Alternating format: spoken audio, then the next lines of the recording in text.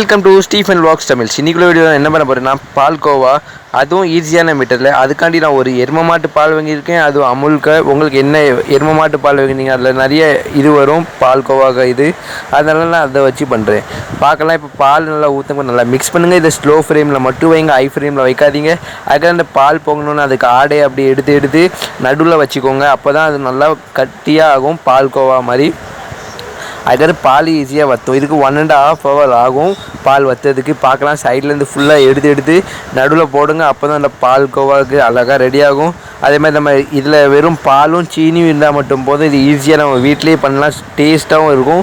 வாங்க நான் இருக்க சொல்லி பால் நல்லா வற்றிட்டு அதுக்குள்ளே எவ்வளோ கட்டி ஆகிட்டு பாருங்கள். ஒரு 1.5 மணி நேரம் கழிச்சு இருக்குது. அதுக்கு நான் 25 கிராம் சீனி போட்டிருக்கேன். 1/2 லிட்டர் பாலுக்கு 1 லிட்டர் பால் போட்டிங்கன்னா 50 கிராம் சீனி போடணும். அதுக்கு பதில் இதில் கீ போடணும் 1 ஸ்பூன். அதுக்கு பதில் இது நல்லா மிக்ஸ் பண்ணி எடுத்துக்கோங்க. அப்போ தான் சீனி எல்லா இடத்துலையும் அப்சர்வ் ஆகி நல்லா அழகாக டேஸ்ட்டாகவும் இருக்கும். இதில் நீங்கள் கீ நிறைய ஊற்றக்கூடாது, ஏன்னா இதில் ஃபஸ்ட்டே பாலில் கீ இருக்கும். அதெல்லாம் நான் கொஞ்சோண்டு ஊற்றிருக்கேன் 1 ஸ்பூன் அளவுக்கு. அதுக்கு பதில் இதை நல்லா மிக்ஸ் பண்ணி எடுத்துக்கோங்க. கீ எல்லா இடத்துலையும் ஸ்ப்ரெட் ஆகணும். பார்க்கலாம், நல்லா பால் நல்லா வற்றிட்டு பால்கோவா ரெடி ஆகிக்கிட்டு இருக்குது. உங்களுக்கு அடுத்த என்ன வீடியோ வேணும் அதுவும் கமெண்ட் பண்ணுங்கள். உங்களுக்கு இந்த வீடியோ பிடிச்சா லைக் பண்ணிக்கோங்க.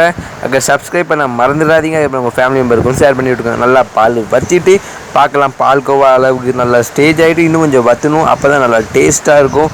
பார்க்கலாம், இதை நல்லா மிக்ஸ் பண்ணி எடுத்துகிட்டேன். இந்த ஸ்டேஜில் வந்தால் பால்கோவா எடுத்து வச்சுக்கோங்க. இதை நான் ஒரு கிண்ணத்தில் எடுத்து வச்சுட்டேன். பால்கோவா நல்லா அழகாக ரெடி ஆகிட்டு அதுக்கு மேலே நான் கொஞ்சம் பாதாமாக போட்டிருக்கேன்.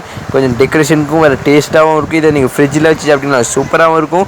வெளியே ஆற வச்சு தின்னீங்கனாலும் சூப்பராக இருக்கும். சூடுனா வாய் பொத்து போயிடும். இந்த வீடியோ உங்களுக்கு பிடிச்சிருந்தால் லைக் பண்ணுங்கள், ஷேர் பண்ணுங்கள். உங்கள் ஃபேமிலி மெம்பருக்கு ஷேர் பண்ண மறந்துடாதீங்க. பாய்.